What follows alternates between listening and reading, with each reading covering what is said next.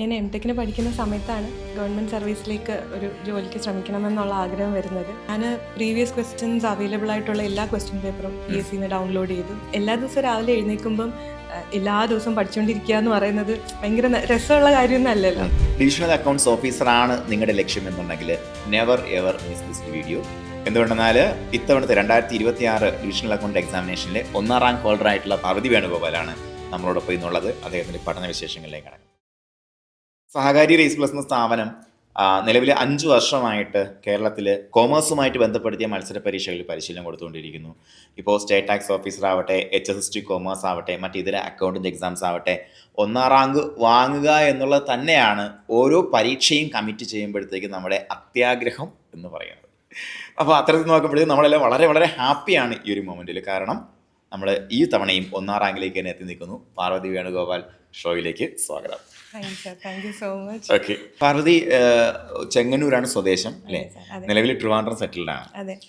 അപ്പോൾ ട്രിവാൻഡ്രത്തേക്ക് വന്നത് നമുക്ക് ഇപ്പോൾ നിലവിൽ എങ്ങനെയാണ് പഠനം എന്ന് പറയുന്നൊരു ഓപ്പർച്യൂണിറ്റി കണ്ടിട്ടാണോ ട്രിവാൻഡ്രത്തേക്ക് മാറുന്നത്? അത് ഞാൻ വിവാഹശേഷമാണ് ട്രിവാൻഡ്രത്തേക്ക് സെറ്റിൽ ആവുന്നത്. അതിന് മുന്നേ ഞാൻ എംടെക് ചെയ്തത് തിരുവനന്തപുരത്താണ്.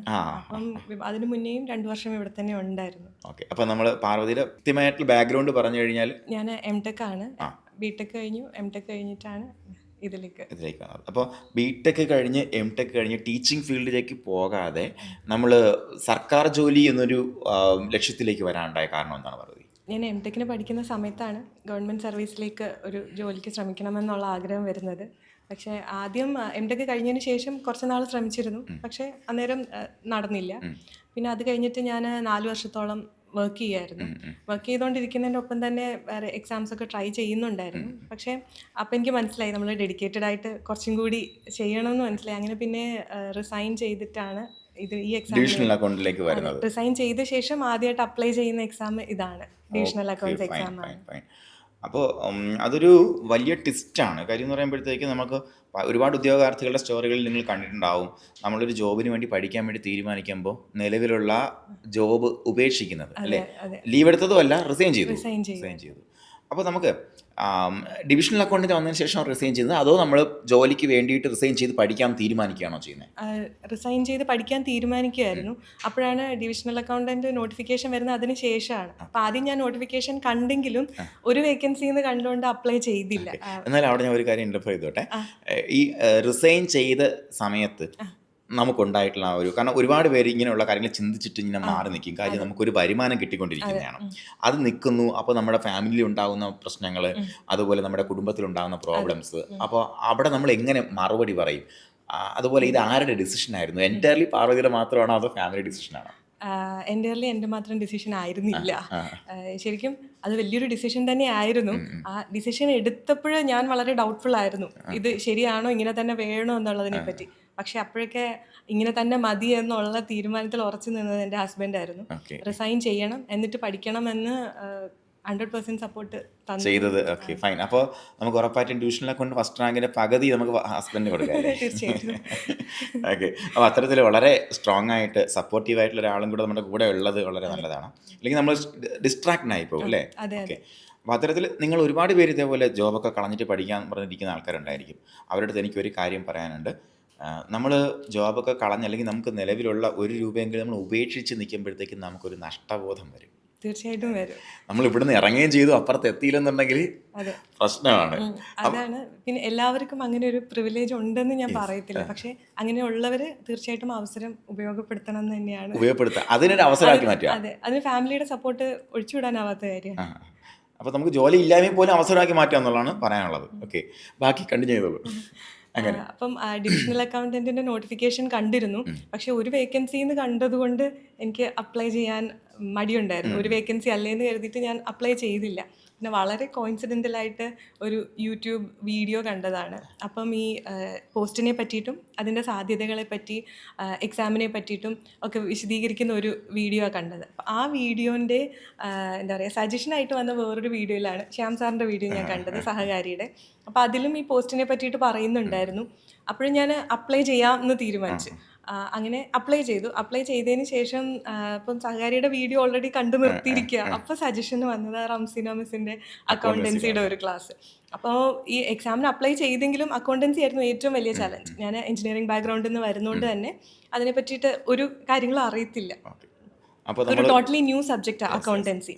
അപ്പോഴേ റംസീന മിസ്സിൻ്റെ ക്ലാസ് കണ്ടപ്പം നല്ല ക്ലാസ് ആണല്ലോ. ഇപ്പോൾ നമുക്ക് പ്രേക്ഷകർക്കൊരു സംശയം ഉണ്ടായിരിക്കും, അതായത് അക്കൗണ്ടൻസി ബി.ടെക് ബാക്ക്ഗ്രൗണ്ട് ഇതൊരു പരസ്പരം അങ്ങോട്ട് സിങ്ക് ആവുന്നില്ലല്ലോ. കാരണം DA കുറിച്ച് ആദ്യമായിട്ട് കാണുന്ന ഒരാളാണെന്നുണ്ടെങ്കിൽ ഡിവിഷണൽ അക്കൗണ്ടൻറ്റ് എക്സാമിനേഷൻ എന്ന് പറയുമ്പോൾ ഏത് ഡിഗ്രിക്കാർക്കും എഴുതാൻ പറ്റുന്ന പരീക്ഷയാണ്. എനി ഡിഗ്രി, നിങ്ങൾ ഡിഗ്രി പാസ്സായാൽ മാത്രം മതി നിങ്ങൾക്ക് എഴുതാൻ പറ്റുന്ന പരീക്ഷയാണ് ഡിവിഷണൽ അക്കൗണ്ടൻറ്റ്. അപ്പോൾ എന്നാൽ കോമൺ ഡിഗ്രി പ്രിലിംസിൽ ഉൾപ്പെടുത്താൻ പറ്റുമോ? പറ്റില്ല, because he's A glorified accountant. അപ്പോൾ അതുകൊണ്ട് തന്നെ അക്കൗണ്ടൻസിനുള്ള പ്രാവീണ്യം കൂടെ ആണ് ആവശ്യം. പക്ഷേ എന്നാൽ നമുക്ക് അക്കൗണ്ടൻസി മാത്രമുള്ള ആൾക്കാർക്ക് എഴുതാൻ പറ്റുന്നതല്ല. അതുകൊണ്ട് തന്നെ ഈ പരീക്ഷയുടെ പ്രിപ്പറേഷൻ സമയത്ത് നമ്മൾ അക്കൗണ്ടൻസിയുടെ അത്യന്തം ഡെപ്തിൽ തന്നെ കടന്നു പോകേണ്ടുന്നൊരു പരീക്ഷാ രീതിയാണ് ഡിവിഷണൽ അക്കൗണ്ടൻറ്റ്. അപ്പോൾ പരീക്ഷ രീതിയെക്കുറിച്ച് ജസ്റ്റ് 2 വാക്കുകൾ പറയാം. നിലവിൽ നമ്മുടെ KS എക്സാമിനേഷൻ വരുന്നതിന് മുന്നോടിയായിട്ട് കേരളത്തിൽ സിവിൽ സർവീസ് എക്സാമിനേഷൻ്റെ മോഡലിൽ നടന്ന ഒരേ ഒരു എക്സാമിനേഷനാണ് ഡിവിഷണൽ അക്കൗണ്ടൻറ്റ് അല്ലേ. കാരണം നമുക്ക് ആദ്യം പ്രിലിംസ് MCQ എക്സാമിനേഷൻ, പിന്നെ റിട്ടൺ എക്സാമിനേഷൻ, ഇൻ്റർവ്യൂ, 3 സ്റ്റേജിലൂടെ കടന്നു പോകുന്ന എക്സാമിനേഷനാണ് ഡിവിഷണൽ അക്കൗണ്ടൻറ്റ്. അപ്പോൾ നിങ്ങൾ ഡിവിഷണൽ അക്കൗണ്ടൻറ്റ് ആകണമെന്നൊരു ഡ്രീം നിങ്ങളുടെ തലയിലേക്ക് വരികയാണെന്നുണ്ടെങ്കിൽ അക്കൗണ്ടൻസിയെക്കുറിച്ച് പേടിക്കേണ്ട. അതിനെക്കുറിച്ചാണ് പാർവതി പറയാൻ പോകുന്നത്. കാരണം പാർവതി അക്കൗണ്ടൻസി കാണുന്നത് ഇവിടെയാണ്, വേറെ അങ്ങ് കണ്ടിട്ടില്ല. ശരിയാണ്. Okay, continue. അപ്പോൾ അക്കൗണ്ടൻസിനെ പറ്റിയിട്ട് അറിയില്ല, ഒന്നും അറിയില്ല, ബേസിക് ആയിട്ടുള്ള കാര്യങ്ങൾ പോലും അറിയില്ല. അപ്പോഴാണ് ഈ വീഡിയോസ് കാണുന്നതും. അപ്പം കണ്ടപ്പോഴും കുഴപ്പമില്ല, പഠിച്ചെടുക്കാൻ പറ്റും എന്നൊരു തോന്നലുണ്ടായി. അങ്ങനെ സഹകാരിയുടെ പ്രിലിംസിൻ്റെ കോഴ്സ് എടുക്കുമ്പോഴും മാത്സ് എനിക്ക് കുഴപ്പമുണ്ടായിരുന്നില്ല. മാത്സ് പഠിക്കാമെന്നൊരു ചെയ്യാൻ പറ്റുന്ന ഒരു കോൺഫിഡൻസ് ഉണ്ടായിരുന്നു. അതായത് പ്രധാനമായിട്ട് നമുക്ക് മാത്സ് ആണ് ഏറ്റവും പ്രധാനപ്പെട്ട ഒരു സബ്ജക്റ്റ് ഇവിടെ. പിന്നെ നമുക്ക് അക്കൗണ്ടൻസി വരുന്നുണ്ട്, ഇംഗ്ലീഷും അതുപോലെ GK ചേർത്ത് ഒരു പേപ്പർ. അങ്ങനെ 3 പേപ്പറാണ് മെയിൻസിന് വരിക. അതുപോലെ 3 പേപ്പറിനും പ്രത്യേകം കട്ട് ഓഫ് ക്ലിയർ ചെയ്യുന്ന ഉദ്യോഗാർത്ഥികൾ മാത്രമേ ലിസ്റ്റിൽ വരത്തുള്ളൂ. അങ്ങനെയാണ് മെയിൻസിൻ്റെ രീതി എന്ന് പറയുമ്പോൾ. പ്രിലിംസ് എന്ന് പറയുമ്പോഴത്തേക്കും നമുക്ക് പ്രത്യേകം ആവശ്യമുണ്ടോ? ഇല്ലല്ലോ, ഇല്ല. കോമൺ ആയിട്ട് തന്നെ നമുക്ക് എല്ലാവർക്കും പ്രിലിംസ് പാസ്സാൻ പറ്റും. എല്ലാം കൂടെ ഒരൊറ്റ പരീക്ഷയാണ് വരുന്നത്, MCQ എക്സാമിനേഷൻ. സിലബസ് സെയിം ആണ്, മെയിൻസിൻ്റെ സിലബസ് കൃത്യമായിട്ട് സിലബസ് സെയിം സിലബസ് ആണ്. അപ്പോൾ ഇവിടെ ചെറിയൊരു തമാശയുണ്ട്. കാരണം നമുക്ക് ഇവിടെ റെഫറൻസ് ബുക്സ് കൊടുത്തിട്ടുണ്ട്, RN കാർട്ടറും ആർതർ ഫീൽഡ് ഹൗസ്. അപ്പോൾ ഈ 2 ബുക്കാണ് നമുക്ക് അക്കൗണ്ടൻസിയിൽ ചെയ്തെടുക്കാൻ വേണ്ടിയിട്ടുള്ളത്. ഈ ബുക്സ് കണ്ടിട്ടുണ്ടോ? കണ്ടിട്ടുണ്ട്. PDF ഒക്കെ ഡൗൺലോഡ് ചെയ്ത് വായിക്കാൻ ആദ്യം ശ്രമിച്ചു, പക്ഷെ പിന്നീട് ഞാനത് വേണ്ടാന്ന് വെച്ചു. കാരണം നമുക്കൊരു റീഡർ ഫ്രണ്ട്ലി അല്ല അല്ലേ. കാരണം അക്കൗണ്ടൻസി പ്രൊഫസർമാർ പോലും പലപ്പോഴും കാർട്ടർ ബുക്ക് എടുത്ത് വെച്ചിട്ട് ഇത് എന്താണെന്ന് ഇങ്ങനെ അത്ഭുതപ്പെടുന്ന ഞാൻ കണ്ടിട്ടുണ്ട് പലപ്പോഴും. അപ്പോൾ റീഡർ ഫ്രണ്ട്ലി അല്ല. കാര്യം ഒന്നും കൂടി അതിൽ ആഡ് ചെയ്യണം. ഞാനത് വായിക്കേണ്ടെന്ന് തീരുമാനിച്ചത് സഹകാരിയുടെ അക്കൗണ്ടൻസി ക്ലാസ്സസിൽ ഈ പോർഷൻസ് വരുന്ന ക്ലാസ് എടുക്കുമ്പോൾ ഇതിലും കൂടെ കണ്ടന്റ് ഉൾപ്പെടുത്തിയിട്ടാണ് എടുത്തിട്ടുള്ളത്. അപ്പോൾ പ്രത്യേകമായിട്ട് നമ്മളത് വീണ്ടും റെഫർ ചെയ്യേണ്ട ആവശ്യം വന്നിട്ടില്ല എന്നുള്ളതാണ്. അപ്പോൾ അതിനകത്ത് ഏറ്റവും കൂടുതൽ കൺഗ്രാജുലേറ്റ്സ് കൊടുക്കേണ്ട 2 ആൾക്കാരെന്ന് പറയുമ്പോഴത്തേക്ക് ഒന്ന് നമ്മുടെ റംസീന മിസ്സിൻ്റെ പ്രസൻറ്റേഷൻ. കാരണം നമുക്ക് നോർമലി അക്കൗണ്ടൻസി കുഞ്ഞുങ്ങളെ പഠിപ്പിക്കേണ്ട പോലെ +1 ടോപ്പിക്കും പഠിപ്പിക്കും പുള്ളിക്കാരി. അതുപോലെ നമ്മുടെ റഫറൻസ് ബുക്കിലുള്ള കാര്യം കൂടെ അതിൻ്റെ കൂടെ ഉൾപ്പെടുത്തും. അപ്പോൾ നമുക്ക് 2 കൂടെ കമ്പയർ ചെയ്ത് പഠിക്കാൻ പറ്റും. അതിനോടൊപ്പം അക്കൗണ്ടൻസിയുടെ ഭാഗത്ത് ബാക്കിൽ റിസർച്ചിലിരുന്ന മിഥുന മിസ്, അദ്ദേഹം ഒത്തിരി ക്വസ്റ്റ്യൻസ് ക്രിയേറ്റ് ചെയ്തു. അതുപോലെ എക്സാംസ് ക്രിയേറ്റ് ചെയ്യുന്നതിലൊക്കെ മിഥുന മിസ്സാണ് അവരുടെ പരിപൂർണമായിട്ടുള്ള സപ്പോർട്ട് ആ ഭാഗത്തുണ്ടായിരുന്നത്. അപ്പോൾ അത്തരത്തിൽ അക്കൗണ്ടൻസി നമ്മളൊരു വിധത്തിൽ ഒതുക്കിയെടുത്തു പ്രിലിംസിന്. അതെ, സഹകാരിയുടെ എല്ലാ ഫാക്കൽറ്റിയും നല്ലത് തന്നെയാണ്. അക്കൗണ്ടൻസി എല്ലാ ക്ലാസ്സസും നല്ലതായിരുന്നു. പിന്നെ റംസീന മിസ്സിൻ്റെ പേര് എടുത്തു പറയുന്നത് ഞാൻ പേഴ്സണലി കോൺടാക്ട് ചെയ്തിട്ടുള്ളതും ഡൗട്ട്സ് ഒക്കെ വരുമ്പം അത് ക്ലിയർ ചെയ്യാൻ അപ്രോച്ച് ചെയ്തിട്ടുള്ളത്, പിന്നെ ആൻസേഴ്സ് ഒക്കെ എഴുതി കാണിച്ചിട്ടുള്ളത് ആളെ ആയതുകൊണ്ടാണ് ഞാൻ പേര് എടുത്തു പറയുന്നത്. ബാക്കി എല്ലാവരുടെയും ക്ലാസ് എല്ലാ ടീച്ചേഴ്സും അതുപോലെ തന്നെ നമുക്ക് ഡെഡിക്കേറ്റഡ് ആണ്. കാരണം ഡൗട്ട്സ് ക്ലിയറൻസിലാണെന്നുണ്ടെങ്കിലും അതാണ് നമ്മൾ ഇതുവരെയുള്ള ഭാഗ്യം കേട്ടോ. സഹകാരി വന്നിട്ടുള്ള എല്ലാവരും കുട്ടികൾക്ക് വേണ്ടി വർക്ക് ചെയ്യുന്ന ടീച്ചേഴ്സാണ്. അത് 100% ഷുവറാണ്. എല്ലാവർക്കും കൺഗ്രാറ്റ്സ്. ഞാൻ പറഞ്ഞ പോലെ 2 പേരുടെ പേര് മാത്രം എടുത്ത് പറഞ്ഞോളൂ. ഓക്കെ, പിന്നെ മാത്സ് നിതിൻ സാറിനെ കുറിച്ച് എന്താണ് അഭിപ്രായം? വളരെ നല്ല ക്ലാസ്സസ് ആണ്. സാറ് ഷോർട്ട് കട്ട്സ് ഒക്കെ പറഞ്ഞു തരും, അപ്പോൾ നമുക്ക് സ്പീഡിൽ ചെയ്യാൻ പറ്റും. പിന്നെ NCERT ക്വസ്റ്റ്യൻസ് കൂടുതൽ ചെയ്യിപ്പിച്ചത് അത് ഫെമിന മിസ്സിൻ്റെ പേരും കൂടെ എടുത്ത് ഉറപ്പായിട്ടും.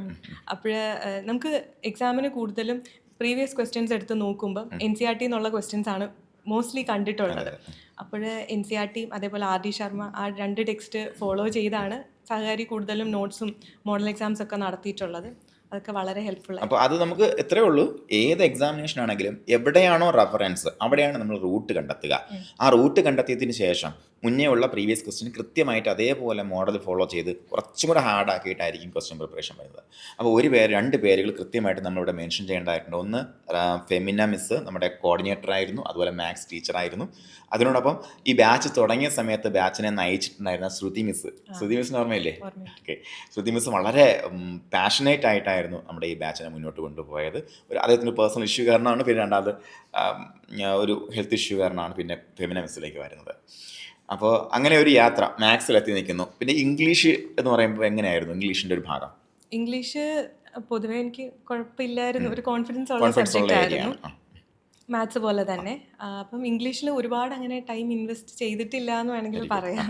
GK ആൻഡ് ഇംഗ്ലീഷ് ഒരുപാട് ടൈം ഇൻവെസ്റ്റ് ചെയ്ത് അതായിരുന്നു ഒരു പക്ഷേ നമ്മളെ പ്ലസ് പോയിന്റ് എന്ന് വേണമെങ്കിൽ പറയാം അല്ലേ? കാരണം എന്ന് പറയുമ്പോൾ മിക്കവാറും സ്റ്റുഡൻസ് എല്ലാം ഈ ഒരു മേഖലയിൽ GK വരുമ്പോൾ തള്ളിപ്പോകുന്ന ഒരു അവസ്ഥയുണ്ട്.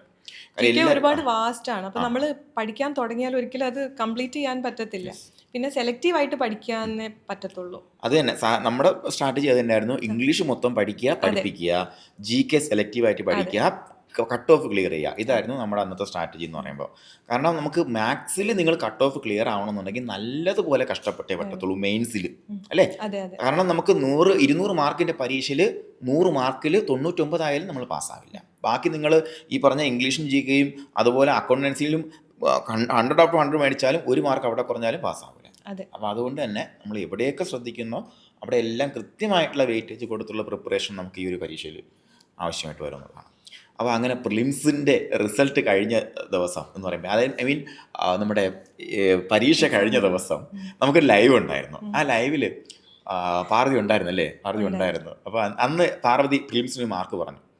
അന്ന് ഞാൻ മനസ്സുകൊണ്ട് വിചാരിച്ചതെന്ന് വെച്ചാൽ, ദൈവമേ ഈ പ്രിലിംസിന് റാങ്ക് ലിസ്റ്റ് ഇട്ടിരുന്നെങ്കിൽ എങ്കിൽ നമുക്കൊരു ഫസ്റ്റ് റാങ്ക് കിട്ടാനുള്ള സാധ്യത ഉണ്ടായിരുന്നു. കാരണം നമുക്ക് പരീക്ഷ കാണുമ്പോൾ അറിയാമല്ലോ അത് എൻ്റെ ലെവൽ എങ്ങനെയാണെന്നുള്ള കാര്യം. എനിക്കൊന്ന് അതിനുശേഷം പാർവതി ട്രിവാൻഡ്രത്ത് വന്ന് നമ്മൾ അതിനുശേഷം നേരിട്ട് കാണുന്നതല്ല, മീറ്റ് ചെയ്യുന്നതല്ല.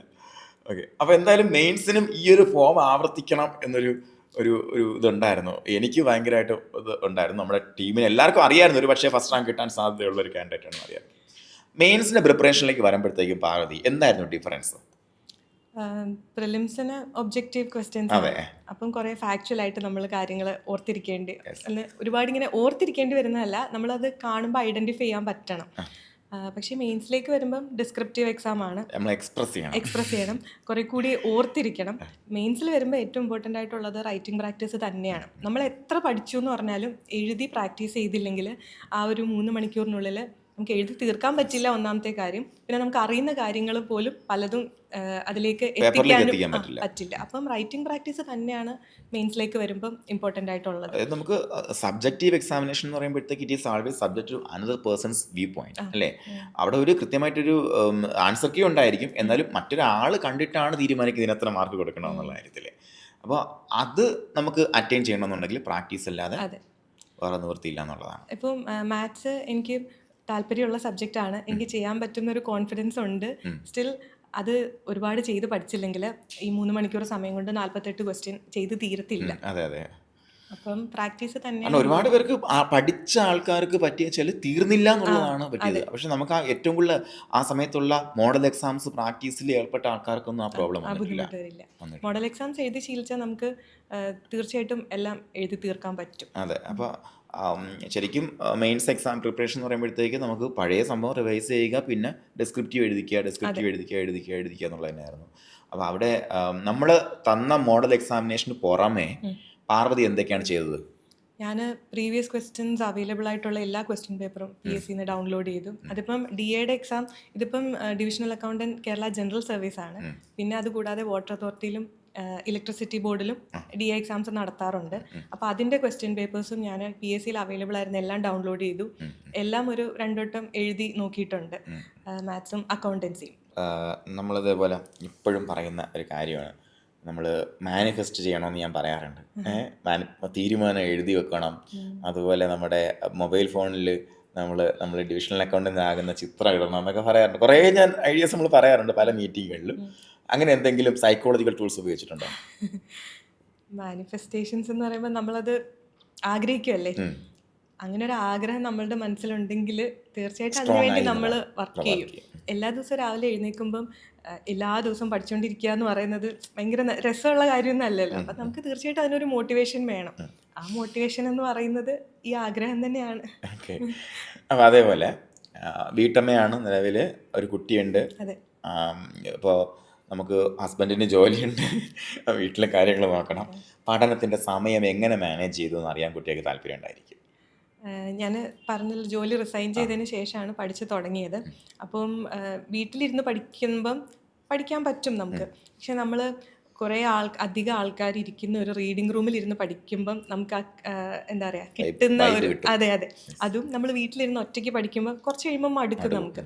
പക്ഷേ റീഡിംഗ് റൂമിൽ വരുമ്പം മടുക്കത്തില്ല എന്നല്ല ഞാൻ പറയുന്നത്, മടുപ്പ് തോന്നുമായിരിക്കും. പക്ഷെ എല്ലാവരും പഠിക്കുന്ന കാണുമ്പം അത് തന്നെ നമുക്കൊരു മോട്ടിവേഷനാണ്. ഞാൻ ആദ്യമേ തന്നെ റീഡിംഗ് റൂമിൽ പോയിരുന്ന് പഠിക്കാം എന്നുള്ള ഒരു തീരുമാനത്തിലായിരുന്നു. അപ്പോൾ പ്രിലിംസിന് പഠിച്ചപ്പോഴും മെയിൻസിന് പഠിച്ചപ്പോഴും വീട്ടിലിരുന്നല്ല, റീഡിംഗ് റൂമിൽ പോയിരുന്നാണ് പഠിച്ചത്. എത്ര മണിക്കൂർ ഒറ്റ സ്ട്രെച്ച് ഇരുന്നിട്ടുണ്ട്? ഇപ്പം മോള് രാവിലെ 7:30 ആ സമയമാകുമ്പോൾ സ്കൂളിൽ പോകും. അപ്പം മോള് പോയി കഴിഞ്ഞാൽ ഉടനെ ഞാനും പോകുമായിരുന്നു. പിന്നെ തിരിച്ച് വൈകുന്നേരം ചില ദിവസം 5 മണിയാകുമ്പോൾ വരും, ചില ദിവസം 6 മണി. പിന്നെ എക്സാം അടുക്കുന്ന സമയത്ത് നമ്മൾ കുറച്ചും കൂടെ കൂടുതൽ പഠിക്കുമല്ലോ, അപ്പം 7 മണി 8 മണി വരെയൊക്കെ ഇരുന്ന ദിവസങ്ങളുണ്ട്. പൊമോഡോറോ ടെക്നിക്ക് പ്രകാരം നമ്മൾ പറയാറുണ്ട് സമയം മാനേജ് ചെയ്യുന്ന കാര്യം നമുക്ക് എത്രത്തോളം സമയം നമ്മളിവിടെ സ്പെൻഡ് ചെയ്യും, അതിനിടയ്ക്ക് നമ്മൾ ടയേർഡാവും, ബ്രെയിനിന് റെസ്റ്റ് കൊടുക്കണം.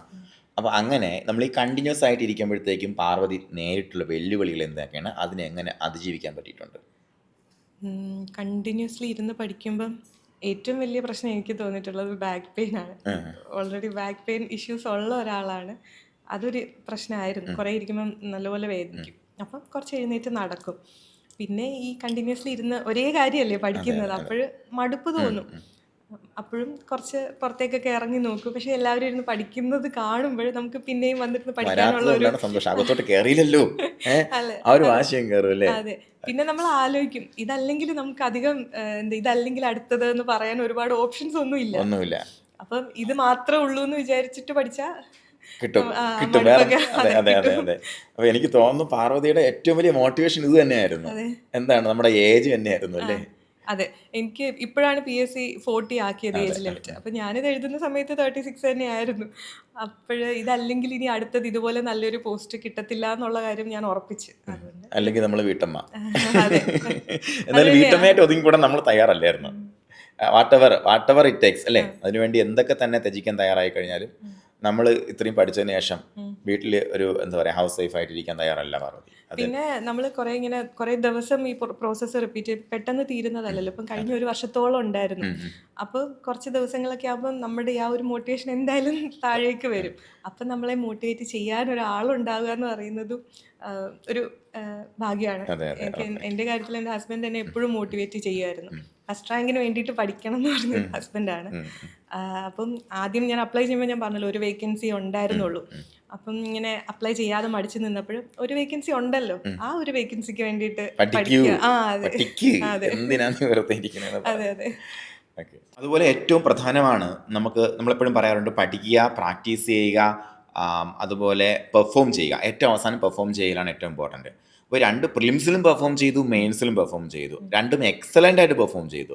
അപ്പോൾ എപ്പോഴും നമുക്ക് നമ്മുടെ അറിവിനേക്കാൾ കൂടുതൽ നമ്മുടെ മനസാന്നിധ്യമാണ് പരീക്ഷാ ഹാളിൽ കൂടുതൽ ടെസ്റ്റ് ചെയ്യപ്പെടുക.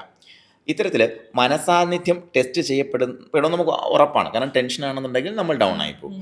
അതിൽ ടെൻഷൻ മാനേജ് ചെയ്യാൻ എന്തെങ്കിലും സ്പെഷ്യൽ ടെക്നിക്സ് നേരത്തെ അറിയാമോ, അതോ എന്താണ് പാർവതി നേച്ചർ എന്താണ് റിഗാർഡിങ് എക്സാമിനേഷൻ? ഇപ്പം നമ്മൾ എക്സാം എഴുതുമ്പം കുറേ മോഡൽ എക്സാംസ് ഒക്കെ നമ്മൾ പ്രാക്ടീസ് ചെയ്തിട്ടുണ്ടാവുമല്ലോ. എങ്കിലും നമ്മൾ മെയിൻ എക്സാം എഴുതാൻ പോകുമ്പം എന്തായാലും ടെൻഷൻ ഉണ്ടാവും. ഇപ്പം നമ്മൾക്ക് എന്തെങ്കിലും ടെക്നിക്സ് തലേ ദിവസം ഞാൻ ഒരു ചെറിയ സംഭവം പറഞ്ഞായിരുന്നു. നമ്മൾ പ്രതീക്ഷ മൊത്തം കളഞ്ഞിട്ട് വന്നു, എന്തും വരട്ടെ, എന്ത് വന്നാലും നമ്മൾ തയ്യാറാണ്, ഇതില്ലെങ്കിൽ അടുത്തത്.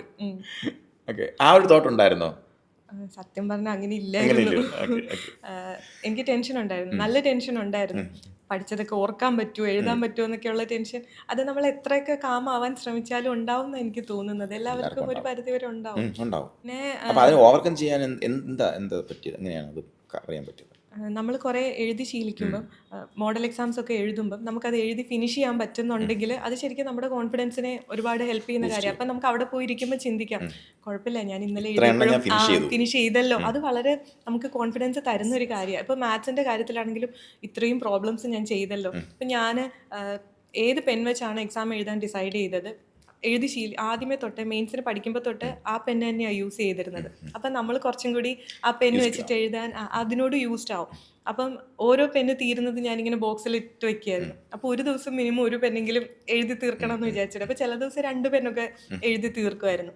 അപ്പൊ ഞാൻ അതിനെപ്പറ്റി ആലോചിക്കും, ഞാൻ ഇത്ര എഴുതിയല്ലോ, ഇത്രയും പ്രിപ്പയർ അതെ അതെ, ഇത്രയും ബുക്സും. അപ്പൊ ഞാൻ എനിക്ക് പെന്നെല്ലാം ഇട്ട് വെച്ചിട്ടുണ്ടോ പെട്ടിയിലാണ്? കൊണ്ടുവരേണ്ടായിരുന്നു, കാണിക്കായിരുന്നു നമുക്ക്. ഞാൻ പ്രിന്റഡ് നോട്ട്സ് തരുമെങ്കിലും നോട്ട് എഴുതുന്നതാണ് എൻ്റെ ഒരു ശീലം. ക്ലാസ് കണ്ടിട്ട് ലെക്ചർ നോട്ട്സ് ഞാൻ തന്നെ എഴുതുന്ന നോട്ട്. അപ്പോൾ അതെനിക്ക് കുറച്ചും കൂടി ഹെൽപ്ഫുൾ ആയിട്ട് തോന്നിയിട്ടുണ്ട് എൻ്റെ കാര്യത്തിൽ. എല്ലാവർക്കും അങ്ങനെ ആവണമെന്നല്ല, എൻ്റെ കാര്യത്തിൽ അങ്ങനെ ആയിരുന്നു.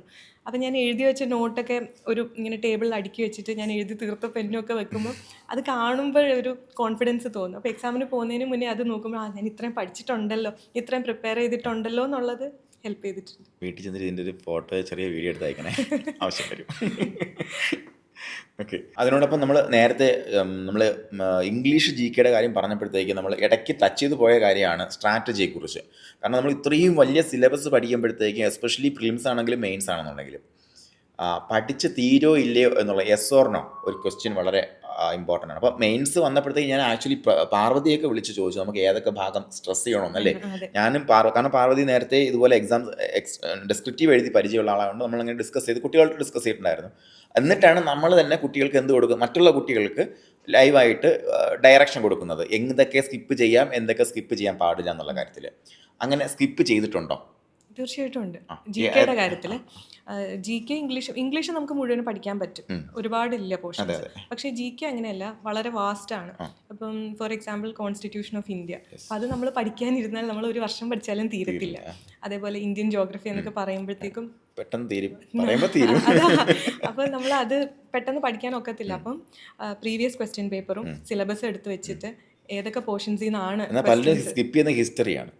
നമ്മൾ ഹിസ്റ്ററി പഠിച്ചു, ഹിസ്റ്ററി സ്കിപ്പ് ചെയ്തു. ഓക്കെ. അപ്പൊ ഏതൊക്കെയാണ് പഠിച്ചത്? നമ്മൾ വരുന്ന ആൾക്കാർക്ക് പറഞ്ഞു കൊടുക്കുക, ഏതൊക്കെ പഠിച്ചത്? അപ്പം GK സിലബസ് എടുത്ത് നോക്കുമ്പോൾ എന്ത് പഠിക്കണം എന്നുള്ളതിനേക്കാളും എന്ത് പഠിക്കണ്ടെന്ന് നമ്മൾ ആദ്യം തീരുമാനിക്കുന്നതായിരിക്കും നല്ലത്. ഇപ്പം ബുക്സ് ആൻഡ് ഓതേഴ്സ് ഒക്കെ ഒരു ടോപ്പിക് ഉണ്ടായിരുന്നു. അപ്പം നമ്മളത് എവിടെ തുടങ്ങും എവിടെ തീരും എന്ന് നമുക്ക് തന്നെ അറിയില്ല. അപ്പം ആ ടോപ്പിക്സ് ഒക്കെ ആദ്യമേ കട്ട് ചെയ്ത് മാറ്റി, അത് ഞാൻ പഠിക്കത്തില്ല എന്ന് തീരുമാനിച്ചു. പിന്നെ ചില ടോപ്പിക്സ് ഒക്കെ എന്താ പറയുക, നമുക്ക് പഠിച്ചില്ലെങ്കിലും അത്യാവശ്യം വന്നാൽ ട്രൈ ചെയ്യാം എന്ന് തോന്നുന്ന ചില ടോപ്പിക്സ് ഉണ്ട്. ഇപ്പം കേരള ഫെസ്റ്റിവൽസ് എന്നൊക്കെ അങ്ങനെ ടോപ്പിക്സ് ഉണ്ടായിരുന്നു. നമുക്ക് തൃശ്ശൂർ പൂരത്തിൻ്റെ ക്വസ്റ്റ്യൻ ഉണ്ടായിരുന്നു മെയിൻസിന്. അപ്പം അതൊക്കെ നമ്മൾ പഠിച്ചില്ലെങ്കിലും നമ്മളുടെ ഒരു ബേസിക് നോളജ് വെച്ചിട്ട് നമുക്ക് എഴുതാൻ പറ്റുന്ന കാര്യങ്ങളായിരുന്നു. അപ്പോൾ GK സംബന്ധിച്ച് എന്ത് പഠിക്കണം എന്നുള്ളതിനേക്കാളും എന്ത് വളരെ ഇമ്പോർട്ടൻ്റ് ആയിട്ടുള്ള ഒരു നിരീക്ഷണമാണ് പാർവതിയുടെ. അപ്പോൾ നിങ്ങളിപ്പോൾ ഏത് PSC പരീക്ഷയും സീരിയസ് ആയിട്ട് പഠിക്കുന്ന ഉദ്യോഗാർത്ഥിക്ക് മാത്രമേ ഇത് പറഞ്ഞാൽ മനസ്സിലാകത്തുള്ളൂ. അപ്പോൾ പഠിക്കുന്ന ഒരു ഉദ്യോഗാർത്ഥിക്ക്, നോർമലി പഠിക്കുന്ന ഒരു ഉദ്യോഗാർത്ഥി, നീ ഇത് പഠിക്കണ്ട എന്ന് പറയുമ്പോഴത്തേക്ക് ഇയാൾ എന്തിനാ ഇങ്ങനെ പറയുന്നതെന്ന് ചിലപ്പോൾ ചിന്തിക്കാനായിരിക്കും സാധ്യത കൂടുതൽ. എല്ലാവരുടെ മനസ്സിൽ 100-ൽ 100 പഠിക്കുക എന്നുള്ളത് അല്ലേ? അത് പക്ഷേ പോസിബിൾ അല്ല. പലപ്പോഴും കൺട്രീസ് ആൻഡ് ക്യാപിറ്റൽസ് ഒരു ടോപ്പിക് ഉണ്ട് GK. അപ്പൊ നമ്മള് ലോകത്തുള്ള എല്ലാ രാജ്യങ്ങളും അതിന്റെ ക്യാപിറ്റൽസും പഠിക്കാൻ പറ്റത്തില്ല. പിന്നെ റീസെന്റ് ന്യൂസിൽ അപ്പിയർ ചെയ്ത ഏതെങ്കിലും രാജ്യങ്ങൾ അല്ലെങ്കിൽ എന്തെങ്കിലും കറണ്ട് അഫയേഴ്സ് ആയിട്ട് സിഗ്നിഫിക്കൻസ് ഉള്ളതൊക്കെ നോക്കി വെക്കുക, അതൊരു ഓപ്ഷൻ മാത്രമേ നമ്മുടെ ഉള്ളൂ. അല്ലാതെ നമ്മളെല്ലാം പഠിച്ചിട്ട് പോകുന്നത് നടക്കത്തില്ല. പിന്നെ പഠിക്കുന്നതിനേക്കാൾ ഇമ്പോർട്ടൻ്റ് ആണ് റിവൈസ് ചെയ്യുന്നത്. എല്ലാ ടോപ്പിക്സും തീർത്താലും അതൊരു 1, 2 അല്ലെങ്കിൽ 3 പ്രാവശ്യം എത്ര തവണ റിവൈസ് വേണ്ടിയുള്ള സമയം. അതെ, ഏറ്റവും ഇമ്പോർട്ടൻ്റ് ആയിട്ട് ശ്രദ്ധിക്കേണ്ടത്, നിങ്ങൾ വലിയ പരീക്ഷ ആവട്ടെ ചെറിയ പരീക്ഷ ആവട്ടെ ഏത് എക്സാമിനേഷൻ ആവട്ടെ, നമ്മൾ ഒരു തവണ പഠിക്കുന്നതിനേക്കാൾ കൂടുതൽ 2, 3, 4 തവണ റിവൈസ് ചെയ്തില്ല എന്നുണ്ടെങ്കിൽ യൂസ് ഇല്ല. ആ കാര്യം കൂടെ നമ്മൾ എപ്പോഴും ശ്രദ്ധിക്കുക. കാരണം നമ്മൾ പഠിക്കാൻ വേണ്ടി ടൈം നമ്മൾ ഇത്ര സമയം കൊണ്ട് ഇന്നെ തീർക്കുന്നതിനൊക്കെ കൂടുതൽ നമ്മൾ പ്രിലിംസ് കഴിയാൻ വേണ്ടി, അല്ലെങ്കിൽ നമുക്ക് കട്ട് ഓഫ് ക്ലിയർ ചെയ്യാൻ വേണ്ടിയിട്ട് നമുക്ക് ഇത്രയും 80 മാർക്കിന് നമ്മൾ കവർ ചെയ്തിട്ടുണ്ട്, പിന്നെ നമ്മൾ 20 മാർക്കിൻ്റെ ഏരിയയും കൂടെ കവർ ചെയ്യാനുള്ള സമയത്തിന് ഇത് എത്ര തവണ റിവൈസ് ചെയ്യാമെന്ന് ചിന്തിക്കുന്നവനാണ് വെറുക്കൻ. അപ്പോൾ അത് ആ കാര്യത്തിലൊക്കെ നമുക്ക് വളരെ ക്ലവറായിട്ട് പാർവതി അത് ഹാൻഡിൽ ചെയ്തിട്ടുണ്ടെന്നാണ് ഞാൻ മനസ്സിലാക്കുന്നത്. അപ്പോൾ നമ്മൾ ഇത്രയും നേരം സഹകാരിയുടെ സ്ട്രാറ്റജിയും അതുപോലെ പാർവതിയുടെ സ്ട്രാറ്റജിയും നമ്മൾ ഡിസ്കസ് ചെയ്തു, അതുപോലെ മെൻറ്റേഴ്സിൻ്റെ കാര്യമൊക്കെ പറഞ്ഞു. എന്തായാലും സഹകാരിയിലേക്ക് വരാനുള്ള തീരുമാനത്തെ ഒരു 2 വാക്കിൽ കൺക്ലൂഡ് ചെയ്യാൻ പറ്റിയാൽ അതെങ്ങനെ കൺക്ലൂഡ് ചെയ്യാൻ പറ്റും? 2024 എടുത്ത ഏറ്റവും മികച്ച തീരുമാനം എന്ന് പറയാൻ പറ്റും. ഓക്കെ, വളരെ സന്തോഷം പാർവതി. അപ്പോൾ ഒരുപാട് ഉദ്യോഗാർത്ഥികൾ നമുക്ക് ഇതേപോലുള്ള ഹയർ ലെവൽ സർവീസസുകൾ വെയിറ്റ് ചെയ്യുന്ന ആൾക്കാരുണ്ട്. ഉദാഹരണം സ്റ്റേറ്റ് ടാക്സ് ഓഫീസർ ആവട്ടെ, അല്ലെങ്കിൽ ഇപ്പോൾ ഇനി വരാൻ പോകുന്ന ഡിവിഷണൽ അക്കൗണ്ടൻറ്റ്, നമുക്കിപ്പോൾ ഒരു 2 വർഷം കഴിയുമ്പോൾ അടുത്ത നോട്ടിഫിക്കേഷൻ പ്രതീക്ഷിക്കാൻ പറ്റും. അപ്പോൾ അതിനൊക്കെ വേണ്ടി പ്രിപ്പയർ ചെയ്യുന്ന ആൾക്കാർ, അതുപോലെ HSSTക്ക്, അതുപോലെ നമ്മുടെ അസിസ്റ്റൻറ്റ് പ്രൊഫസർ എക്സാമിനേഷൻ, അങ്ങനെയുള്ള എക്സാംസിനൊക്കെ പ്രിപ്പയർ ചെയ്യുന്ന ആ ഉദ്യോഗാർത്ഥികൾ, ചില അതുപോലെ ലേഡീസ്, എസ്പെഷ്യലി ലേഡീസിനോട് എന്താണ് പറയാനുള്ളത് പാർവതിക്ക്? ഒരു സർക്കാർ ജോലി എന്ന് പറയുന്നത് പല ആൾക്കാരുടെയും സ്വപ്നമാണ്. ലേഡീസിൻ്റെ കാര്യം പറയുകയാണെങ്കിൽ പലരും ഉത്തരവാദിത്തങ്ങൾ കാരണം വേണ്ടാന്ന് വെക്കും. പഠിക്കാനുള്ള ബുദ്ധിമുട്ട് കാരണവും അല്ലെങ്കിൽ അവരുടെ സാഹചര്യങ്ങൾ കാരണം വേണ്ടാന്ന് തീരുമാനിക്കും പ്രത്യേകിച്ച് സ്ത്രീകൾ. പക്ഷേ ഇതിന് വേണ്ടിയിട്ട് ശ്രമിക്കാൻ ഒരു അവസരം ഉണ്ടെങ്കിൽ തീർച്ചയായിട്ടും ഉപയോഗിക്കണം. അത് അവർക്ക് മാത്രമായിരിക്കില്ല, അവരുടെ കുട്ടികളെയും അവരുടെ ഫാമിലിയും മൊത്തത്തിലൊരു മാറ്റാൻ അല്ലെങ്കിൽ കുറച്ചും കൂടി ബെറ്റർ ആക്കാൻ പറ്റുന്ന ഒരു വലിയ തീരുമാനമായിരിക്കും. മാത്രമല്ല ഇനി വരാൻ പോകുന്ന ഒരുപാട് പെൺകുട്ടികൾ അതെ ഇൻസ്പിറേഷനും കൂടെ ആയിരിക്കും. അതുപോലെ പഠിക്കാൻ വേണ്ടി ശ്രമിക്കുന്ന അല്ലെങ്കിൽ ആഗ്രഹിക്കുന്ന എല്ലാവരും എല്ലാ അവസരങ്ങളും ഉപയോഗിച്ച്, നിങ്ങൾക്കുള്ള എല്ലാ അവസരങ്ങളും 100% ഉപയോഗിച്ച് അത് ചെയ്യണം എന്നാണ് എനിക്ക് പറയാനുള്ളത്. അപ്പോൾ പാർവതിയോടൊപ്പം ഇനിയിപ്പോൾ എല്ലാവിധ ആശംസകളും സർവീസിൽ, അതുപോലെ പ്രൊമോഷൻ നേടി ഏറ്റവും ഉയർന്ന പദവികളിലേക്ക്, പ്രത്യേകിച്ച് തിരുവനന്തപുരത്ത് തന്നെ കാണും, ഡിപ്പാർട്ട്മെൻറ്റുകളുടെ തലപ്പത്ത് കാണും പാർവതി. സന്തോഷം Parvati. Okay, thank you. Thank you sir.